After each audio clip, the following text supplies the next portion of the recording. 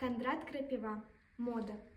Якімсьці чынам, невядома, з вар'яцкага шпіталя ці то дома, ды збегла раз няшчасная кабета, якая з малых год была паклонніцаю мод і розум страціла праз гэта.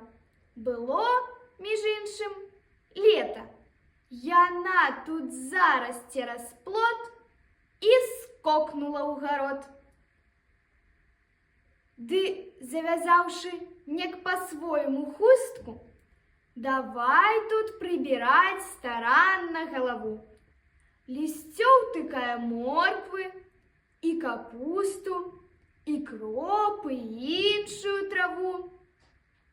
Пасля па вуліцы прайшла, як быццам каралева, хоць грудзі голыя, і цела ўсё свеціцца. Аж сэрца, гледзячы, сціскаецца ад жалю. Аднак жа паабапал, справа, злева, за ёю бегла разявак моз 30. Галёкалі і ржалі, і нават нейкія 2 франты, згубіўшы свой шляхетны сорам, таксама любаваліся ўборам, хвалілі, што пікантны. А колькі модніцам кабетам іх пахвала абыдзецца і грошай, і турбот. Няшчасныя не думалі аб гэтым.